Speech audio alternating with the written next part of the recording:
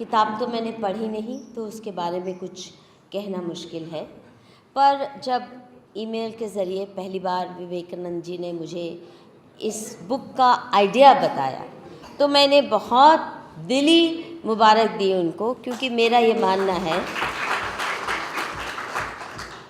कि हिंदुस्तान को हम तभी पहचान सकते हैं अगर उसकी रीजनल डाइवर्सिटी को पहचाने, उसको सेलिब्रेट करें, और वो पर्याप्त रूप से नहीं होता।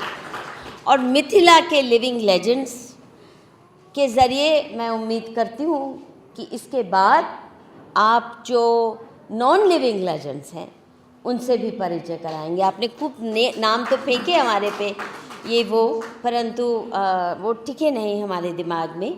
और ये डाइवर्सिटी को सेलिब्रेट करना, ये अपने लोगों में खुद सेलिब्रेट होना, दिल्ली में आके सेलिब्रेट होना वो पर्याप्त नहीं है। अगर आपके अपने घर के लोग, अपने रीजन के लोग आपको पहचानते नहीं, जब तक आपकी बाहर पहचान नहीं बनती। तो मुझे आइडिया बहुत अच्छा लगा और मैं उम्मीद करती हूँ कि इसी तरह से और भी रीजनल किताबें आएंगी।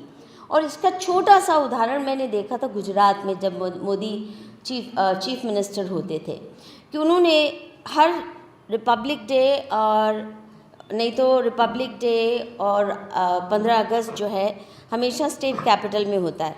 मोदी ने एक नई प्रथा शुरू की थी कि हर डिस्ट्रिक्ट में करना शुरू किया। अहमदाबाद को या गांधीनगर को छुट्टी देके हर बार अलग अलग डिस्ट्रिक्ट में, और बहुत बड़ा सांस्कृतिक कार्यक्रम होता था उस डिस्ट्रिक्ट को सेलिब्रेट करने में, और साथ में वहाँ के जो लोकल लेजेंड्स, लिविंग लेजेंड्स हैं, उनको सम्मानित किया जाता था। मुझे तब भी ये आइडिया अभी तो प्रधानमंत्री हैं, तब के चीफ मिनिस्टर मोदी का बहुत अच्छा लगा था। और जब आपने ये किताब का प्रपोजल दिया, इसीलिए मैं बहुत खुश हो गई, क्योंकि उसका एक जीवंत उदाहरण मैं देख चुकी थी। आपको बहुत बहुत मुबारक, and I am honoured to be in the presence of so many living legends, humbles me. Thank you all for giving us your darshan. Thank you.